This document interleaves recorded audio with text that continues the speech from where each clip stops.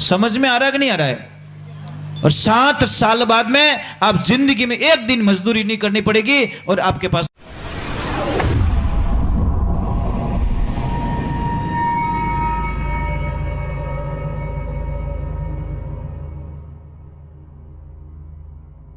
सोनू महाराज जी के भजन व प्रवचन सुनने के लिए चैनल को सब्सक्राइब करें, बेल आइकन को जरूर दबाएं, शेयर करें, कमेंट करें, लाइक तो जरूर करें। जल्दी से गा लेता हूँ, फिर आपका आगे का जो कार्यक्रम हो मुझे टाइम मिलेगा तो मैं वापस सत्संग करूंगा, नहीं तो जो आपका कार्यक्रम है वो पहले कर देना, ठीक है? अच्छा, कोई नाराज तो नहीं हो? मैं आरती के बाद में एक साधना बता के जाऊंगा, ऐसी साधना जो आज दिन तक आपको किसी ने बताई नहीं, ऐसी साधना जो आपके घर में अच्छा हो जाएगा, आपके घर का क्लेश मिट जाएगा, आपके घर में महाराज कोई कहते नहीं कि मेरा धंधा नहीं चलता, मैं मजाक नहीं कर रहा हूं, सिर्फ 7 वर्ष मुझे दे दो, आपके 7 वर्ष मेरे कहने में चल जाओ, आपको हम करोड़पति बनाएंगे, मेरी गारंटी महाराज, मैं बनाऊंगा करोड़पति आपको। सिर्फ 7 इयर्स पूरी जिंदगी के सिर्फ मुझे देने, मेरी गाइडलाइंस में चलना, मेरे पास में आना नहीं है, सिर्फ सलाह मेरी लेके चलना है। समझ में आ रहा है कि नहीं आ रहा है? और 7 साल बाद में आप जिंदगी में एक दिन मजदूरी नहीं करनी पड़ेगी और आपके पास में करोड़ों रुपए होंगे, इसमें कोई शंका नहीं है, क्योंकि आनंद लेने वाला अमर हो गया और मजा वाला गया महाराज। मजो तनिक रिया करे और आनंद आजीवन रिया करे, आनंद कभी खत्म नहीं होता कि जाम पे जाम पीने से क्या फायदा, शाम को पिए सुबह उतर जाएगी, अरे प्याली पी ले तो हरि के नाम की, तेरी जिंदगी सुधर जाएगी महाराज। एक बार भगवान रे नाम रो नशो करन देखो महाराज। मैं आपने वंदन करूं कि मुझे एक बात समझ में नहीं आती है, माताओं बहनों, नाराज मत हो ना, अब नंबर आपका आ गया है, क्योंकि मैं क्यारा हगड़ा पाया करूं। एक मुझे समझ में नहीं आती माताओं बहनों,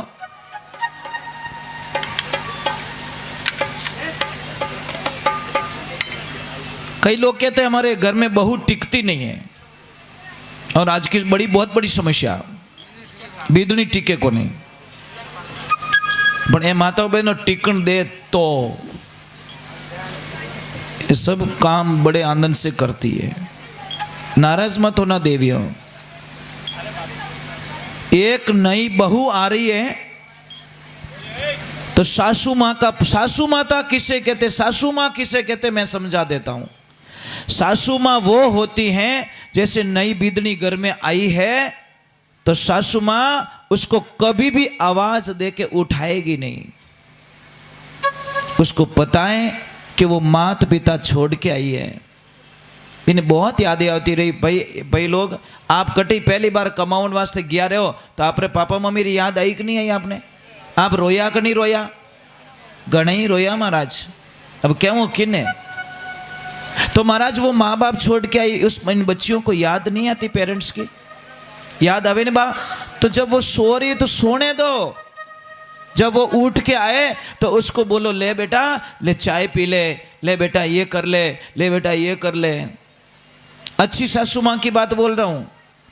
और जैसे ही वो आई नीचे, काम किया और वापस बोल देती सासू माँ, बेटा तू जाके सो जा, मैं तेरा काम कर लेती हूँ। सासू माँ यही सोचती है कि मारे हाल बिदनी आईज को नहीं, पहला मैं हीज करती और हमें 6 महीना तक बड़े मैं हीज करूं, मारी छोरी ने बिल्कुल तकलीफ नहीं दो।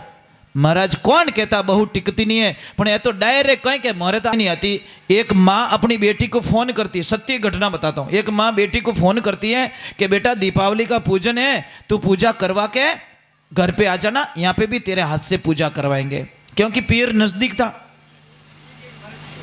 अब बेटी ने बोला कि ठीक है मम्मी मैं आ जाती हूँ, तो बहू ने भी पूछ लिया, मम्मी जब बाई जी घरे अवेरी आए तो मैं भी जाऊं क्या?